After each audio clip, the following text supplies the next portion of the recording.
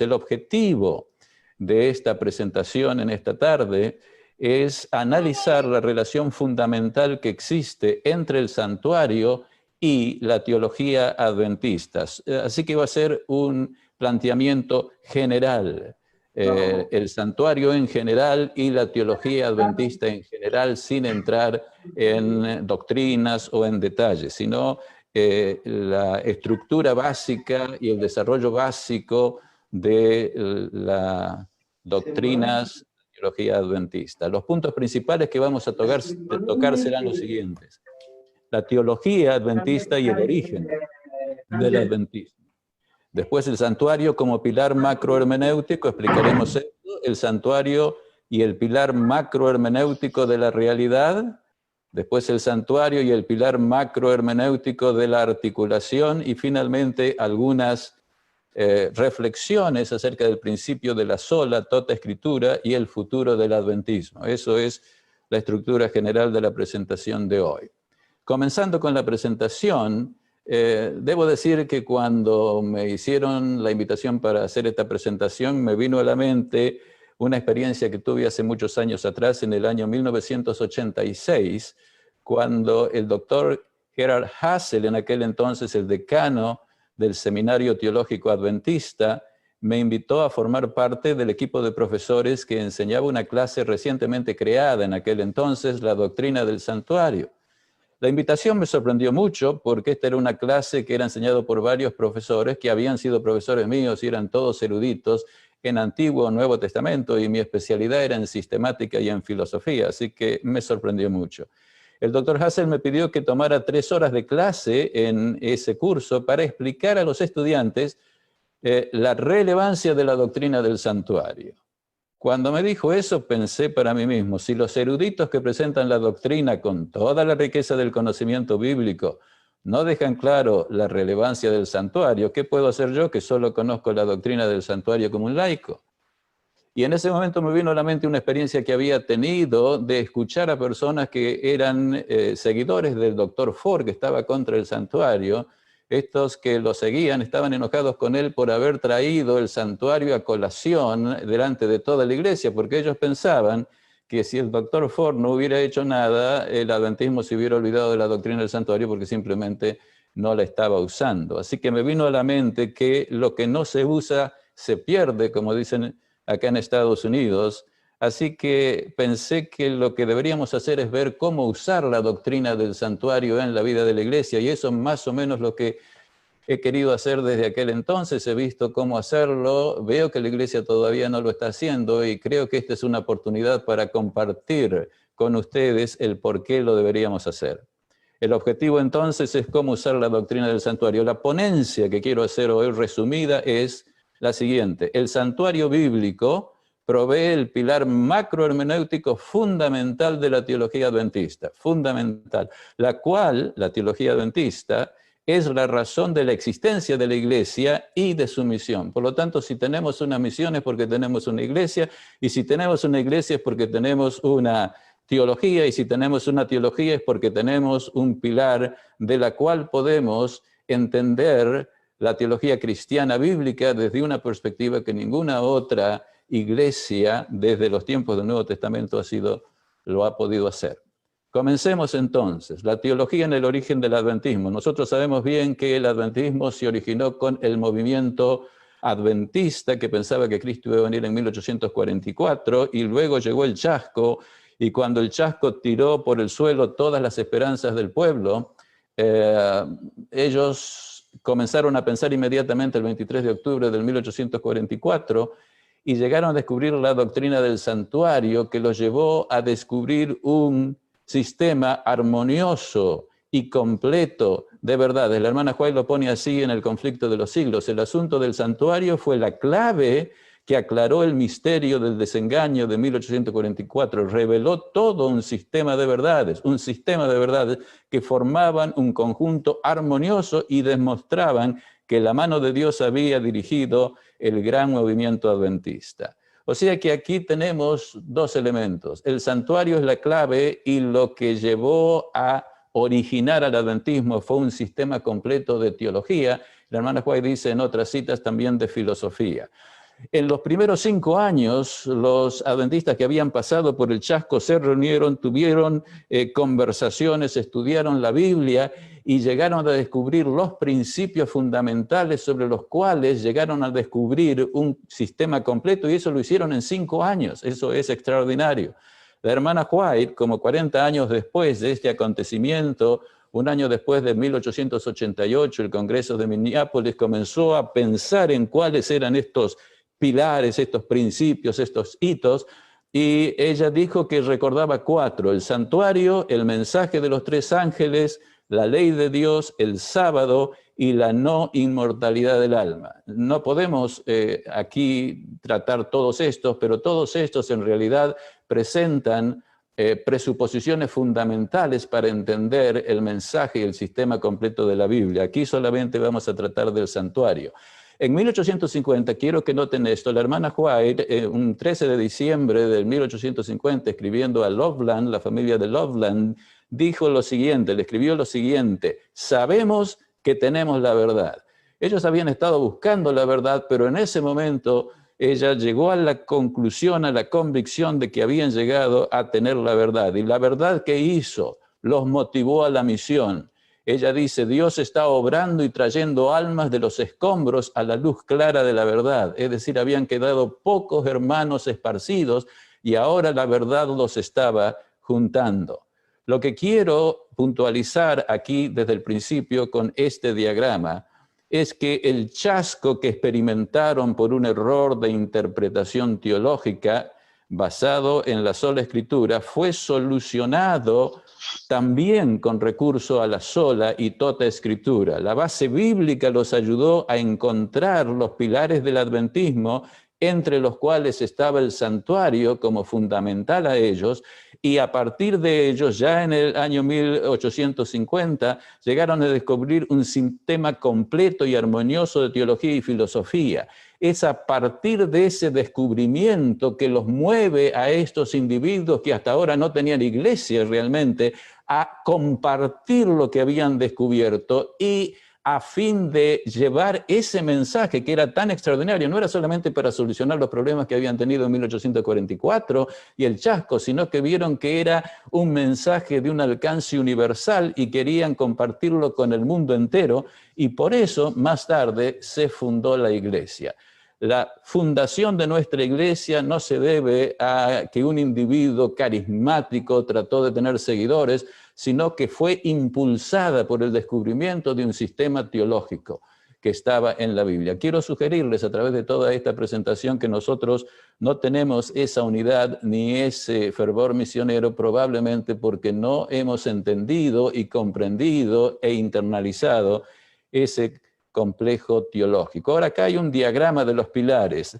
Debajo de los pilares del adventismo, ahí tenemos el sábado, la ley, el santuario, la no inmortalidad del alma y los 3 ángeles, encontramos el principio de la sola y prima Escritura. Sobre esos principios se erigió esa plataforma de verdad, que es el sistema de verdades conectadas y armoniosas del adventismo, y luego, a partir de allí, tenemos la iglesia y su misión. Ahora bien, esta situación, de acuerdo a las presentaciones del doctor Graf, han sido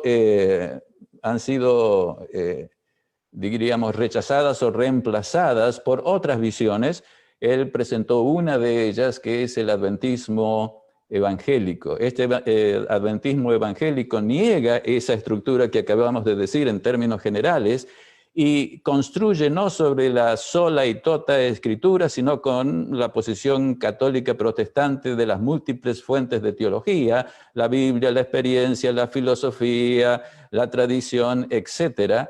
Y se centran todo esto en la parte de la Biblia que trata el Evangelio, fundamentado mayormente en los escritos del apóstol Pablo. Sobre ellos desarrollan un sistema evangélico de teología, mayormente dentro de la estructura de Lutero y Calvino, y sobre ella se desarrolla la iglesia y su misión. Ahora bien, esto nos lleva a una mención de paso, diríamos acá, pero importante de tener en mente, que en el adventismo hoy, quienes me están escuchando, probablemente están pensando el adventismo desde perspectivas distintas a las que yo la voy a presentar ahora. Yo sé que eso pasa aquí donde yo vivo y por lo que he visto a través de mis 40, 50 años de experiencia, eso está en todas partes del mundo y probablemente entre ustedes que me están escuchando. Ustedes probablemente no se den cuenta de eso porque han bebido el adventismo dentro de esa estructura, pero quizás al escuchar lo que yo estoy diciendo vean que es como ustedes lo piensan y si ustedes ven que no es como ustedes lo piensan, comiencen a pensar de que hay otras formas de ver el cristianismo y el adventismo y por qué esa situación de división ocurre en la iglesia. Es decir, hay divisiones en el adventismo porque muchos de nosotros no están construyendo lo que creemos en la base de la Biblia y solamente la Biblia, sino en la base de múltiples fuentes. Yo no puedo entrar a analizar cada uno de estos puntos, esto es muy brevemente. Las divisiones entre nosotros, hay adventistas progresivos, adventistas evangélicos, adventistas de la última generación, etc. Cada uno de ellos entiende las cosas diferentes, pero no desde la perspectiva del santuario. Acá no está la perspectiva del santuario. La perspectiva del santuario sería una más a estas tres que pongo acá. Y muchos de nosotros estamos en expresiones del adventismo que combinan elementos de estas 3 o 4 versiones sistemáticas del adventismo. De allí pasan a todo el mundo cree el evangelio, pero cada uno cree el evangelio a su manera y cada cual está contento. Hay como una especie de adventismo en estilo cafetería, cada cual lo arregla como quiere, lo practica como quiere y está seguro de que se salva porque cree que así es porque lo cree. De allí a la misión de la iglesia, que es muy distinta de cada uno, en cada uno la entendemos diferentes, pero básicamente en forma organizada es ganar almas, no importa cómo lo piensen, pero si está bautizada, no importa en qué sistema, ya está y está bien, y eso vendría a ser el objetivo de los números. La propuesta que quiero presentar acá consiste en implementar la sola y toda escritura, comenzar con esa base, reestudiar y reentender los pilares del adventismo, el santuario incluido entre ellos, pero los otros pilares que ya mencioné, desarrollar el sistema completo y armonioso de teología a todos los niveles, al nivel teórico, al nivel de la universidad, del seminario, de las iglesias, de las escuelas, etc. Todos trabajando dentro del mismo sistema, basado en la Biblia, basado en el santuario, basado en las pilares de la iglesia, y luego desarrollar una misión para compartir esa comprensión para llegar a la misión que es básicamente un ecumenismo bíblico, la unión de todos los cristianos en armonía, en unidad espiritual, siguiendo a Dios de acuerdo a sus enseñanzas en la Biblia. Ahora un poco de explicación acerca de los pilares. Yo voy a usar acá los pilares como algo equivalente a presuposiciones o principios. Así que pónganselo en la mente. Cuando nosotros pensamos o actuamos, tenemos ciertos principios fundamentales en los cuales tenemos que estar de acuerdo. El principio fundamental en el cual tenemos que estar de acuerdo es la Biblia, solo la Biblia y toda la Biblia. Si no estamos de acuerdo en eso, nunca vamos a poder llegar a la unidad. Si queremos fundamentar en las fuentes múltiples, pues estaremos divididos y la única unidad posible estará en acercarse a la Iglesia Católica. No tengo la posibilidad de explicar esto, pero eso es más o menos como es, y eso es lo que en realidad le está pasando a los evangélicos que ahora se están uniendo con los católicos, precisamente porque ellos construyeron en la base de los principios múltiples de la teología y no en la base de la Biblia y la Biblia sola, como ellos pretendían hacer y nunca hicieron. Es nuestro privilegio poder hacerlo. Con esto en mente, recuerden, pilares, lo que los pioneros ven, para nosotros funciona, se aplica como presuposiciones, lo que tenemos antes de estudiar. ¿Qué son presuposiciones? Las presuposiciones son principios que existen en nuestra memoria.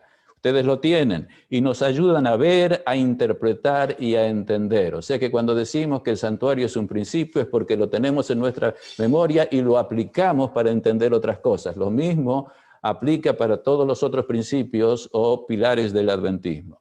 Con esto en mente, déjenme decir que en el cristianismo estos principios que vamos a estudiar existen, pero son entendidos en forma distinta. Por lo tanto, hay una multiplicidad de sistemas teológicos en el cristianismo. Lo podemos dividir en el sistema clásico y moderno. Los protestantes y los católicos tienen sistemas clásicos y tienen también sistema moderno, y después está el sistema bíblico. El sistema bíblico es incompatible con el clásico y el moderno. porque parte de una presuposición diferente que ya vamos a explicar. Este sistema fue descubierto, el bíblico, por los pioneros y desarrollado por Elena de White, especialmente en su serie de los 5 libros del conflicto de los siglos. No ha sido desarrollado todavía a nivel de teología erudita por nadie, inclusive por nosotros los adventistas. Ahora, los principios macrohermenéuticos. ¿Qué son principios macrohermenéuticos? Son ideas que tenemos en las mentes que son generales y que se aplican mayormente a todo lo que hacemos, especialmente en teología. Acá tengo un diagrama de los principios en general. Estos son principios que todos los teólogos de todas las iglesias cristianas asumen de una manera u otra y que los han tomado de la filosofía humana, no de la Biblia. El primero y general es qué es la realidad, y después hay 3 principios fundamentales: el de realidad, es decir, de las ontologías particulares, la realidad de Dios, la realidad humana, la realidad del universo. Después está el principio de articulación, que básicamente es el principio por el cual estas 3 realidades se conectan, Dios con el hombre y el mundo, cómo se conectan. Ese es el principio de articulación del cual habló el Dr. Graff. Y finalmente el principio de conocimiento, que analiza de dónde sacamos el conocimiento para hablar de Dios. Lo imaginamos nosotros, cada cual piense lo que quiere, o Dios en realidad habla, y eso es el principio de la revelación, de la hermenéutica y el método. En realidad, aquí en esta presentación voy a hablar solamente del principio de la realidad en general, pero a partir del principio de Dios, la realidad de Dios y el principio de articulación. Si no entendieron esto, cuando esto pase, vuelvan a ver esto y a ver si lo entienden. Espero que sí. Ahora pasamos al santuario y el principio de la realidad. El santuario no es primordialmente una doctrina. Siempre cuando hablamos del santuario hablamos de una doctrina. No es una doctrina sino una realidad. La doctrina del santuario que tenemos fluye de y refleja la realidad. Para entender el santuario necesitamos pensar la realidad que el santuario ilumina. El santuario no es una mera ilustración del Evangelio. Si fuera una ilustración del Evangelio no sería una realidad. Sería un cuentito para ilustrar la verdad del Evangelio. Y sería descartable. Porque bueno, me dicen que vaya más despacio, pero si voy más despacio lo voy a tener como 10 o 15 minutos más, pero está bien. Voy más despacio. Okay. El clamor del pueblo. Ustedes deben saber que cuando era profesor me decían metralleta y ya saben por qué. Muy bien, la doctrina del santuario fluye y se refleja de la realidad. Para entender el santuario necesitamos pensar la realidad, es decir, el santuario primero es una realidad y luego hay una doctrina que simplemente trata de explicar la realidad. Y esa realidad no es el Evangelio, y tampoco el santuario es la ilustración del Evangelio, porque si fuera una ilustración del Evangelio, para en primer lugar la ilustración tiene que ser clara. Y para ser clara, todo el mundo la tiene que saber, y en realidad el mundo no entiende el santuario porque no es parte de la experiencia. O sea que el santuario es una realidad. Segundo, el santuario no es ante todo un edificio. Cuando hablamos del santuario pensamos, ok, el edificio, lo que hay en el edificio, las entradas, las salidas, las puertas. El significado del santuario, por supuesto, excluye el edificio, tiene que tener un edificio, pero se fundamenta en el ser que vive en el edificio. Por lo tanto, el centro del santuario es Dios. No podemos tener solamente Dios sin el santuario, pero tenemos que tener a Dios en el santuario. El Dios que vivió en el santuario terrenal fue Cristo. Cuando estoy hablando del santuario no me estoy refiriendo al santuario en el cielo, me estoy refiriendo a cuando empezó el santuario aquí en la tierra, y hay más estudios respecto del santuario, y de esto hablará, pienso en detalle, mi amigo el doctor Davidson, creo que el próximo sábado. Él está llegando con un libro acerca de todos los datos del santuario en la Biblia, que va a ser un libro monumental y que va a ayudar a la iglesia grandemente. Ahora, el centro del santuario es Dios, y el centro del santuario es Cristo, y el santuario requiere la Trinidad. Recuerdo una cita del teólogo católico Karl Rahner, fundamental para el Concilio Vaticano II, que dice que sí, se eliminara la doctrina de la Trinidad, la doctrina católica y protestante continuaría siendo la misma y no se cambiaría para nada, lo que significa que en realidad la doctrina cristiana desarrollada por el cristianismo católico y protestante no necesitan la Trinidad. Si sacamos la Trinidad, la teología de la Iglesia Adventista no funciona porque no podemos hacer funcionar el santuario, porque en el santuario hay un juicio y en el juicio está envuelto el Padre, el Hijo y el Espíritu Santo. Por lo tanto, el santuario es la estructura que al centrarse en Dios requiere no solamente la centralidad de Cristo, sino también la de la Trinidad. El santuario, por otro lado, pasando a la realidad de Dios, siendo que el centro del santuario es Dios, el Dios del cual la Biblia habla mora en un edificio, en el espacio y en el tiempo, creados. Este hecho directamente contradice la interpretación griega del ser de Dios. Por haber adoptado la interpretación griega atemporal de la realidad, el Dios de los cristianos, católicos y protestantes, no puede morar en un edificio. Espero que ustedes estén siguiendo en esto. Si el Dios de los cristianos es atemporal, no es espacial, en realidad no podemos decir que Él pueda vivir literalmente en un edificio, en el espacio y en el tiempo. Pero el Dios de la Biblia lo puede hacer. ¿Qué significa esto? Que el santuario revela que el Dios cristiano es un ser temporal e histórico. El Dios de la Biblia es compatible, pero no limitado al tiempo y al espacio. Es decir, el 23 de octubre de 1844, cuando Irán Edson pensó que en el cielo realmente Dios había comenzado una obra en el espacio y en el cielo, en el espacio y en el tiempo del cielo, había completamente erradicado y reemplazado la presuposición o principio fundamental sobre el cual se fundan las teologías católicas y protestantes, porque de acuerdo con ellas, siendo que Dios es atemporal, nada puede pasar en el cielo en el cual Dios haga algo nuevo y por lo tanto nunca podría aceptar, ni nunca ha aceptado, ni nunca aceptará que Dios hace nada en el cielo ni en la tierra en el orden de la sucesión. Sé que eso para ustedes es difícil de entender porque nosotros nunca hemos pensado la teología de esa manera, pero esa es la manera en la cual los teólogos, no me estoy refiriendo a los miembros de la iglesia, de las iglesias católicas y de las iglesias protestantes, me estoy refiriendo a la teología que hacen los teólogos profesionales, nunca la pueden aceptar y por eso ellos han tenido que inventar otras explicaciones del cristianismo. Ahora, el principio de realidad. ¿Cuáles son las consecuencias de pensar a Dios como histórico y no como atemporal? En primer lugar, Dios puede revelarse directamente en el espacio y en el tiempo. Es decir, puede actuar, puede hablar sin romper las secuencias de causas en el espacio temporales. Imagínense, si Dios fuera atemporal no podría hablar, no podría decir te quiero, porque para decir te quiero requiere tiempo. Por lo tanto, Él no puede expresar, ni hacer, ni pensar nada que sea nuevo. Por lo tanto, uno tiene que reinterpretar completamente la Biblia y en realidad hay muy pocas cosas que se puedan añadir a los elementos fundamentales que son aceptados por las teologías, que se han inventado. La Biblia es superflua porque dice una cantidad de cosas que Dios hace en secuencia, pero eso no se puede aceptar porque todos los teólogos saben que Dios no puede hacer cosas en secuencia.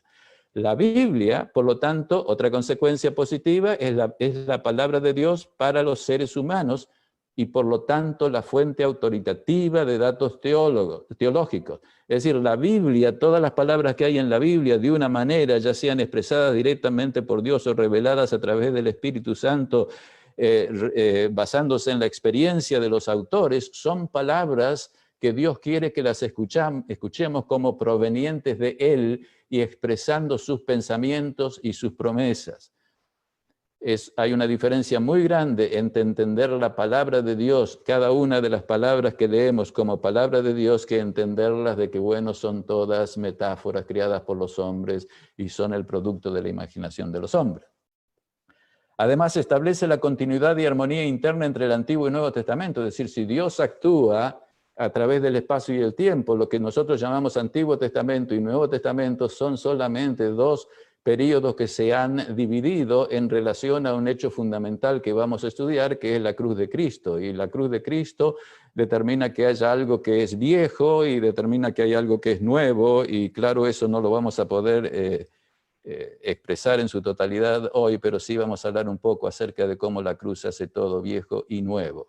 Y finalmente, y hay una continuidad porque no podemos decir que el Dios del Nuevo Testamento es diferente que el Dios del Antiguo Testamento, es el mismo Dios, es la misma relación, es la misma salvación, es el mismo plan, es la misma religión. No hay una religión que es la judía y una religión que es la cristiana, como piensa el mundo cristiano, sino que hay solamente una religión que debe ser la religión cristiana, que incluye todos los actos de Dios, desde creación a nueva creación, el Antiguo y el Nuevo Testamento. Ahora, los hechos históricos de Dios son el centro de la teología cristiana, la teología del Antiguo Testamento, la teología del Nuevo Testamento, la teología sistemática y la teología práctica de la Iglesia, todos centrados en los actos de Dios. Ahora bien, el santuario y el principio de articulación. ¿Qué es el principio de articulación? Aquello que conecta todas las partes para formar un todo armonioso y consistente. Es decir, la teología es la que pone todas las partes juntas. Por supuesto, nosotros pensamos que la teología es poner todas las partes de la Biblia junto. Y claro, eso es parte del asunto. O sea, ¿qué es lo que el principio de articulación articula? Yo sugeriría y sugiero que lo que Dios articula es la creación, la totalidad de la creación, todo el universo. Dios está articulando y conectando y uniendo para traer salvación al universo en un proceso histórico. Y también lo que tenemos que articular, Dios articula, es la Biblia y toda la Biblia. Cómo ponemos toda la información de la Biblia. Toda la información de la Biblia tiene que hacer sentido. No que una parte no concuerde y diga, esta parte no concuerda, la dejamos, no importa. ¿Sí? ¿Qué hacemos nosotros si llevamos el auto al taller, vamos a hacer un viaje de 5 o 6 mil kilómetros, decimos, quiero que me revise el auto y que el auto esté listo para los 5 o 6 mil kilómetros, y lo dejamos por una semana, volvemos y él me dice, mire, acá tiene el auto, me dice el mecánico, anda perfectamente bien.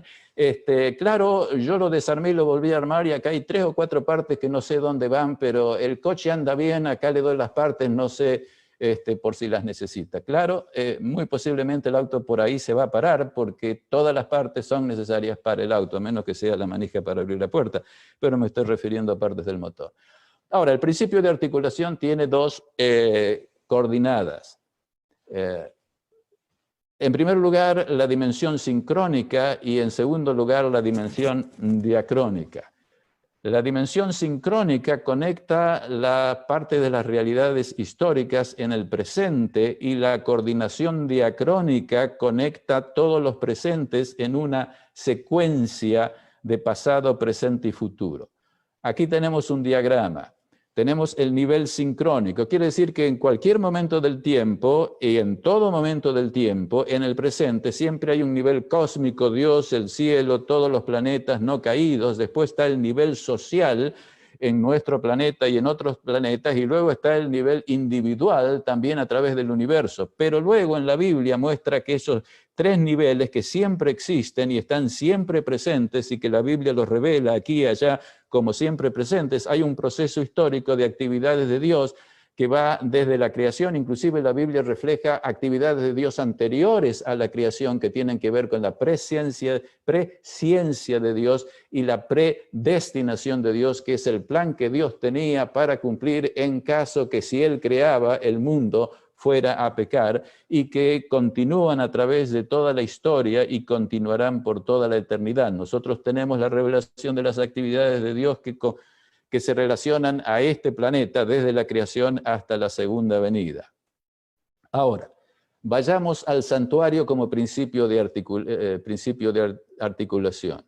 En primer lugar, vamos a ver los componentes estructurales que la Biblia refleja. Es decir, tenemos el santuario, pero no es solamente el santuario, sino que el santuario trae a colación y articula otras cosas. La primera que trae a su seno es la matriz santuario y pacto. Voy a hablar de cada una de estas en forma específica. Segundo elemento estructural es la armazón profética historicista. La segunda es la centralidad agencial de Cristo y la cuarta es la centralidad de la cruz. la dinámica de lo viejo y lo nuevo. Todo esto está conectado de una manera u otra con el santuario, ya sea el santuario en el Antiguo Testamento, el santuario en la persona de Cristo, mientras que Cristo estaba aquí en la tierra, y luego el santuario en el cielo. La estructura del santuario pacto como matriz. El santuario y el pacto existen como una unidad inseparable. Uno no puede existir sin el otro. Los evangélicos usan el pacto mayormente, pero ignoran y no hablan del santuario. Los adventistas usan el santuario, pero lo separan del pacto, es decir, usan el santuario y el pacto, pero no los usan juntos, los separan. La clave es entenderlos en el contexto bíblico como aspectos complementarios de la historia de la salvación y amor de Dios y del santuario. El pacto es vida, existencia, experiencia.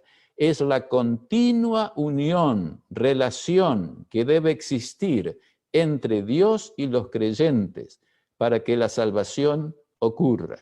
El santuario es la estructura que hace posible la vida y la historia de la salvación. Es como la casa que hace posible nuestras vidas. El santuario sin pacto es vacío, como una casa sin habitantes es vacía.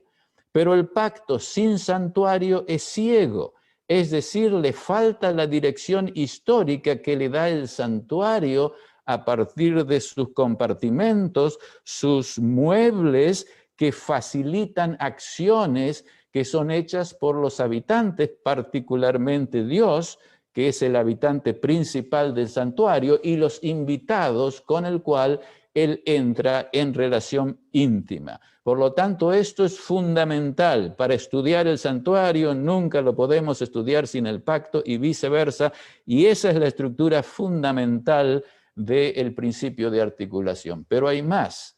Siendo que Dios es analógica e infinitamente temporal y espacial, sus acciones inmanentes en la historia humana, inmanente significa dentro de la historia humana, son el fundamento real de la historia de amor con el universo a través de la eternidad pasada y la futura, desde la presciencia y la predestinación a la consumación de la historia y la nueva creación. Hay un solo santuario en diferentes fases. Ustedes van a leer la obra del doctor Davidson y él va a entrar en detalle hablando de santuario del cielo, en la creación, en el jardín del Edén, después con su fase salvífica, etcétera, en el Antiguo Testamento, en el Nuevo Testamento, en Cristo, en la Santa Ciudad. Siempre está Dios actuando en el sistema del santuario, y hoy en el universo también es eso. Esa es la estructura fundamental de la teología de Dios, que va a ser, ha sido y será por la eternidad. Es una y la misma. Hay un solo santuario, un pacto y movimiento generado por las acciones amorosas, misericordiosas y redentoras de Dios en la historia de la salvación. La continuidad entre el Antiguo y el Nuevo Testamento es un fundamento básico y un sello distintivo de la teología, de la espiritualidad y del ministerio adventistas. Pasamos ahora al armazón profético historicista. Con esto estaríamos todos mayormente familiarizados. Esto está centrado en la interpretación historicista de Daniel y Apocalipsis. ¿Se dan cuenta? Hay solamente una manera propia y bíblica de interpretar toda profecía, y especialmente las profecías de Daniel y Apocalipsis, que es historicista. ¿Por qué historicista?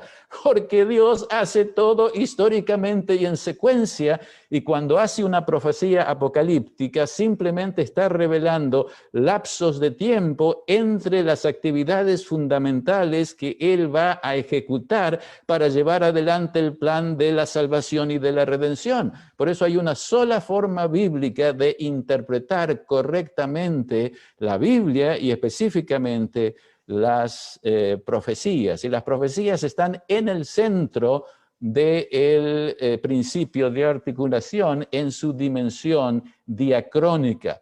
La historia y profecías bíblicas junto con el santuario proveen el principio macrohermenéutico que el exégesis y la teología sistemática y ministerio adventistas necesitan para desarrollarse armoniosamente. Ahora vamos a la centralidad agencial de Cristo.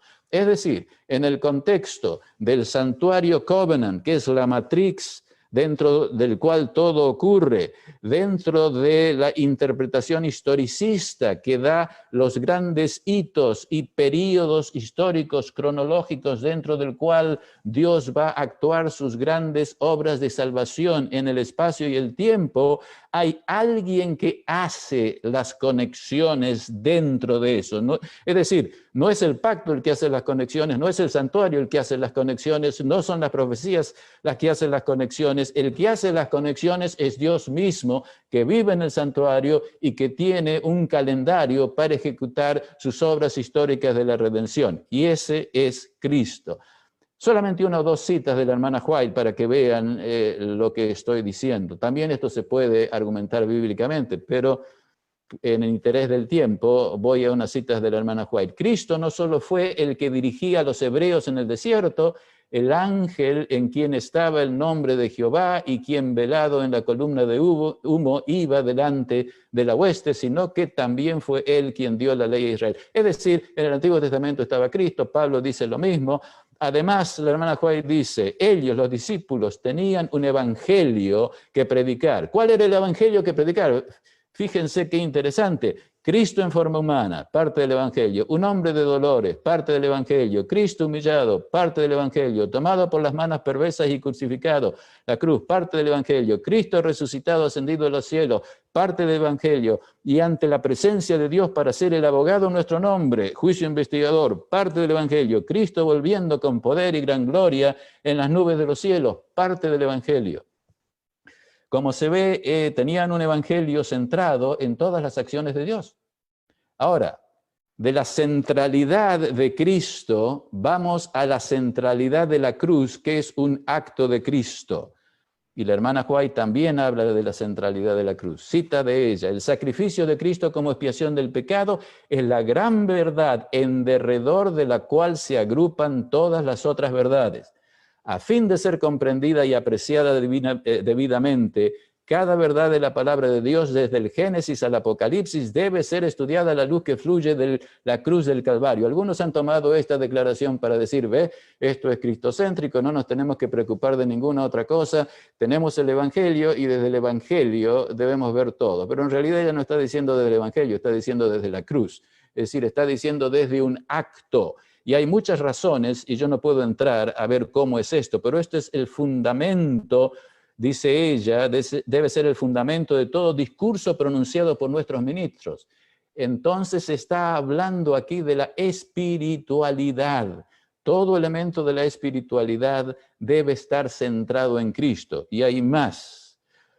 Los discursos teóricos, dice la hermana White, son esenciales a fin de que la gente pueda ver la cadena de verdad que eslabón tras eslabón se une para formar un todo perfecto. Es decir, es esencial ver todas las acciones de Cristo.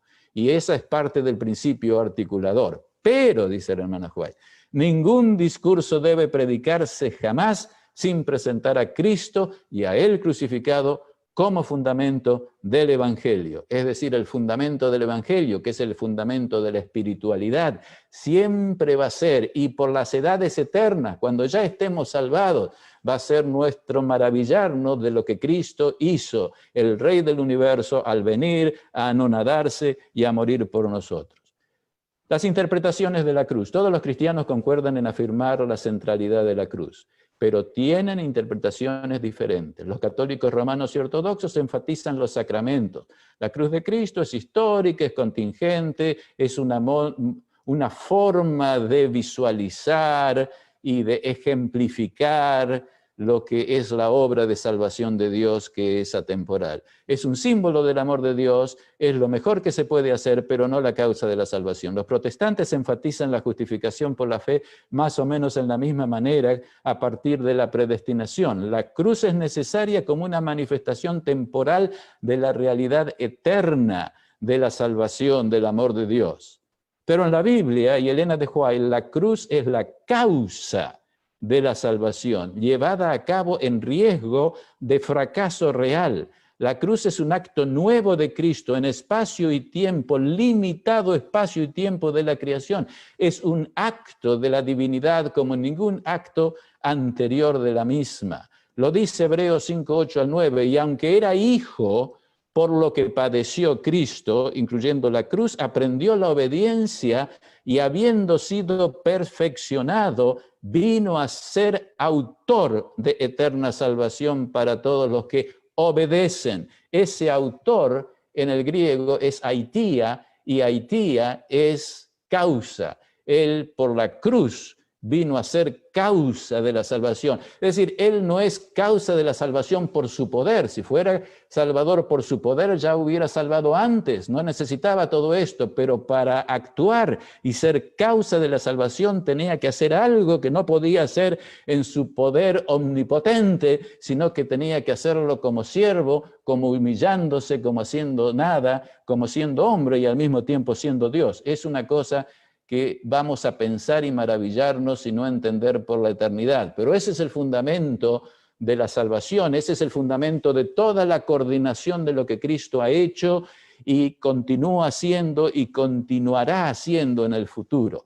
Esas tentaciones, y no tengo mucho tiempo, son reales, es decir, Dios fue tentado con la posibilidad real de caer en la tentación y por lo tanto de no poder salvar a los seres humanos. Eso es absolutamente increíble y de alguna manera se ponía en riesgo a sí mismo, al riesgo de su felicidad. No podemos entender mucho esto, pero la hermana White dice que él podría ser tentado en todo. Como Dios, Cristo no podría haber sido tentado a pecar, así como en el cielo no pudo ser tentado a quebrar su alianza con el Padre. Pero al humillarse a sí mismo y tomar la naturaleza humana, Cristo podía ser tentado. No tomó la naturaleza de los ángeles, sino la humana, perfectamente idéntica con la nuestra, pero sin mancha de pecado. Estas fueron tentaciones reales, dice Elena de White, no simuladas. Cristo padeció siendo tentado. Ángeles del cielo estuvieron presentes en esta ocasión y levantaron su estandarte para que Satanás no pudiera excederse y vencer la naturaleza humana de Cristo. Ahora, el todo a ser articulado. ¿Qué es el todo a ser articulado? ¿Qué es lo que Cristo está articulando a través del santuario, a través del pacto? Está articulando la historia del universo que visto desde el punto de vista de partida de Dios, de la Biblia, es la historia de la salvación. La historia del universo se centra en la historia de la salvación y la historia de la salvación en su centro es la historia de la expiación como proceso histórico. Para los evangélicos la expiación es solamente una acción, la cruz, no hay otra acción, todo se hizo, todo se terminó en la cruz. Para nosotros en la cruz se terminó la paga del pecado, la cruz es suficiente, Cristo tuvo la victoria, Cristo demostró que está en lo correcto, Satanás fue destronado, fue vencido, estamos luchando contra un enemigo vencido, pero la historia de la salvación todavía no terminó porque tiene que reunirse todo. Y por razón del hombre la historia del pecado debía seguir porque el hombre ni los ángeles habían visto todas las consecuencias que estaban involucradas entre este conflicto entre el bien y el mal. Y si bien Dios ya había demostrado y había ganado la victoria, todavía el ser humano tenía que entender y Dios debía demostrar no el alcance del bien que había sido demostrado en Dios, pero el alcance del mal en sus engañosos juegos. La cruz es una acción, el fundamento sin el cual las demás acciones divinas no podrían alcanzar sus objetivos. El objetivo de la expiación como proceso histórico es restaurar el reino eterno de Dios sobre un fundamento inamovible que es la justicia de Dios.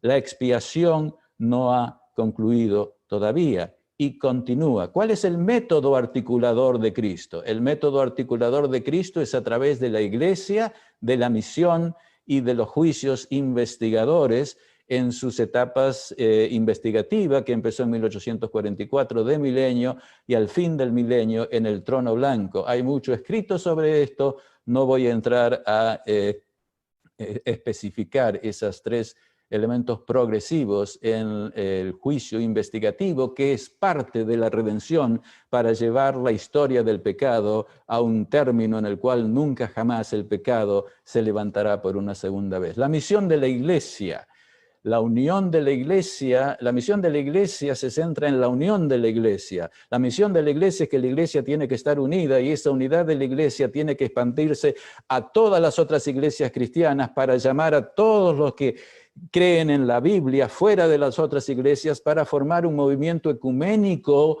que sea una alternativa para el único movimiento ecuménico que en estos días está siendo llevado adelante por la Iglesia Católica. Ustedes saben perfectamente bien que desde el fin del Concilio Vaticano II, la Iglesia Católica tomó el liderazgo del ecumenismo que ya venía existiendo en su fase protestante evangélica, y ahora ellos elaboraron una estructura teológica litúrgica, es decir, de adoración y política, a través del cual están tratando de unir a todos los cristianos. Pero nosotros hemos sido llamados en esta hora, no solamente para denunciar de que esto está incorrecto, pero para anunciar que hay una alternativa, hay un modelo bíblico, hay un modelo centrado en Cristo, el Cristo de la historia, por el cual todos los cristianos realmente al final del tiempo deben unirse en fidelidad a Cristo y a su palabra.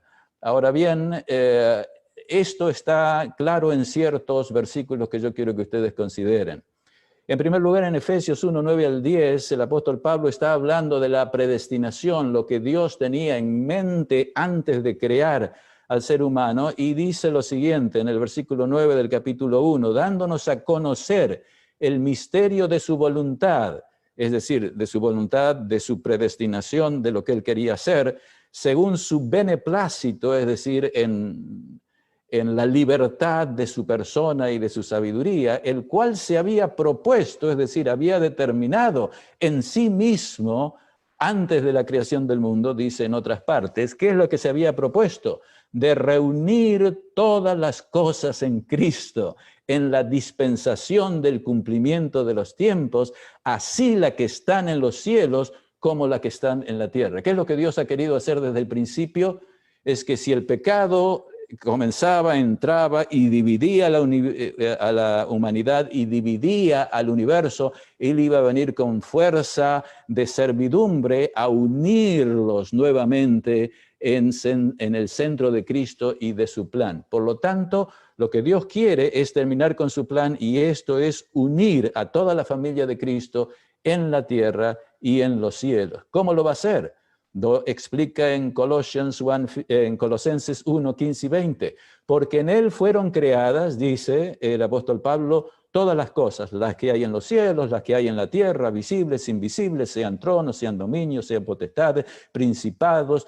Todo fue creado por medio de él, Cristo en la creación, y para él al fin de los tiempos. Y él es antes de todas las cosas, y todas las cosas subsisten en él. La palabra griega dice, todas las cosas están fitting, es decir, encajan. Esa es la palabra. Todas las cosas encajan en él. Él es el principio de unidad, de armonía. Y él es la cabeza del cuerpo, que es la iglesia. O sea, que él viene y trabaja a través de la iglesia, el que es el principio, el primogénito de entre los muertos, para que en todo Cristo tenga la preeminencia, por cuanto agradó al Padre. Esto no es solamente del Hijo, es al Padre, que en él habitase toda la plenitud, y por medio de él, del Hijo, reconciliar consigo todas las cosas. Este reconciliar es traer de vuelta en unidad todas las cosas, así las que están en la tierra como las que están en los cielos. Exactamente lo que había dicho que era su voluntad antes de la creación de la tierra,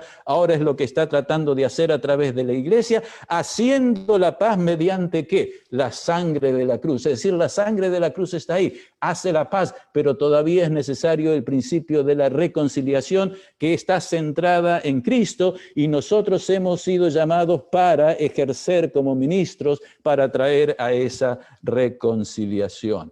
Y finalmente acá en Efesios 4:10, el que descendió, Cristo, a la tierra es el mismo que también subió en su ascensión por encima de todos los cielos para llenarlo todo.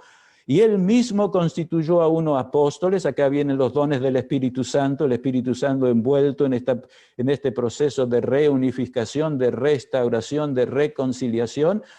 A uno constituyó apóstoles, a otros profetas, a otros evangelistas, a otros pastores y maestros. Se dan cuenta cómo la obra del ministerio está directamente conectada con la obra de la teología y con la obra de la unidad y con la obra de la expiación y con la obra de la misión, a fin de perfeccionar a los santos. ¿Para qué? Para la obra del ministerio. ¿Para qué? Para la edificación del cuerpo de Cristo, hasta que todos lleguemos ¿a qué? A la unidad de fe y de conocimiento del Hijo de Dios, a un varón perfecto, a la medida de la estatura de la plenitud de Cristo. ¿Se dan cuenta que en la misión de la Iglesia estamos siendo partícipes de la obra de reconciliación y expiación? Dios es el centro, nosotros somos meramente instrumentos capacitados por el Espíritu Santo para llevar a cabo esta unidad. Y finalmente la teodicea. La teodicea son los juicios investigadores. La teodicea, en términos teológicos, es el juicio de Dios por su culpabilidad supuesta o implícita en la existencia del mal.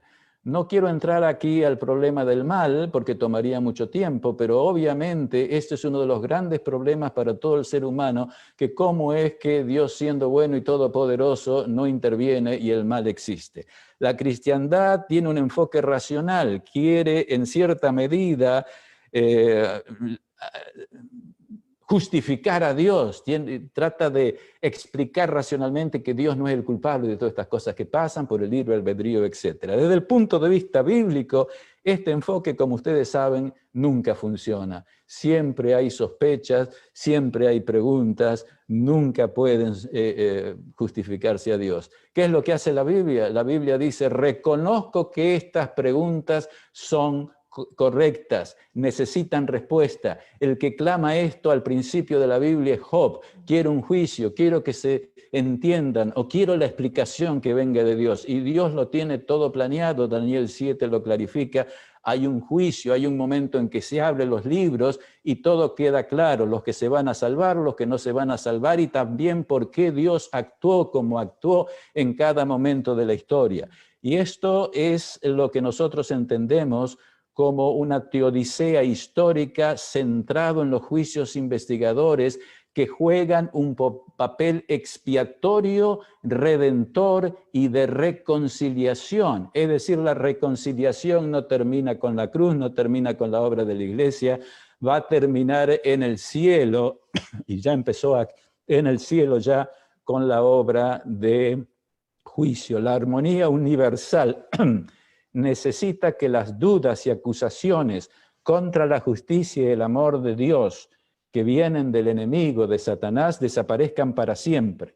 Los juicios investigadores representan el clímax del proceso de redención. Tenemos el juicio investigador de 1844, necesario para unir pecadores con los seres no caídos del cielo y otros planetas. Es necesario para identificar también quiénes de entre todos los profesos cristianos van a ser redimidos o no. Muchos de los que no están en la iglesia adventista serán salvos y muchísimos que están en la iglesia adventista hoy no van a ser salvos.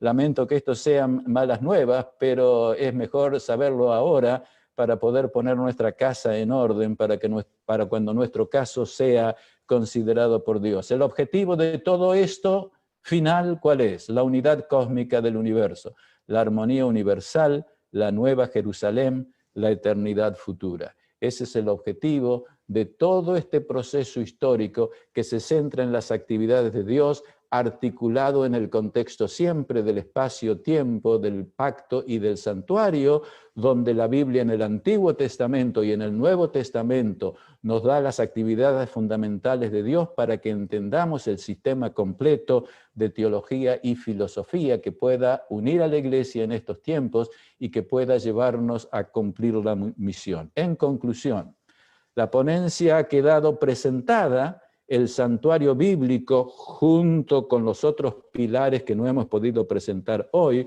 provee el pilar macrohermenéutico fundamental de la teología adventista, es decir, el sistema teológico para entender todas las doctrinas de la Iglesia y todas las actividades ministeriales, diríamos, también administrativas y misionales.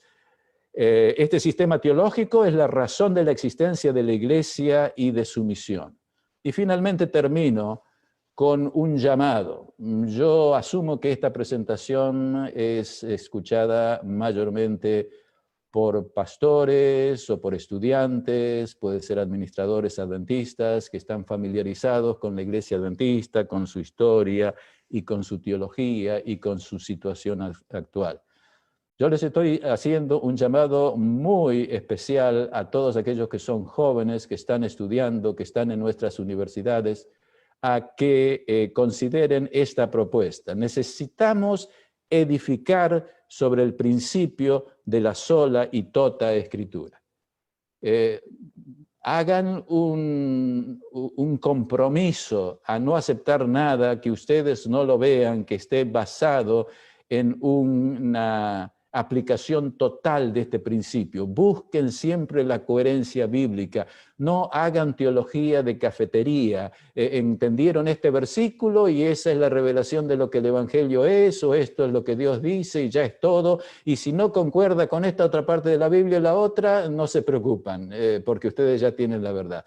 En realidad, traten de ver cómo lo que ustedes piensan concuerdan con toda la Biblia y vayan cambiando la forma como entienden las partes, a fin de que todas concuerden bajo las bases de este principio fundamental del santuario que les he presentado. Usen los pilares del adventismo como principios macrohermenéuticos para completar y diseminar a todo nivel del adventismo un sistema armonioso de teología y filosofía. Eso nosotros no tenemos. Nosotros tenemos una doctrina aquí y allá, cada pastor piensa como quiere, se los bautiza, hay números, pero cada cual piensa como quiere y comienza desde esa interpretación regional del adventismo que tenemos, comienza a juzgar a todos los demás de que están mal a partir de la forma como yo lo entiendo. Pero si yo lo entiendo y tú lo entiendes diferente y los dos somos adventistas, ¿cómo nos vamos a poner de acuerdo?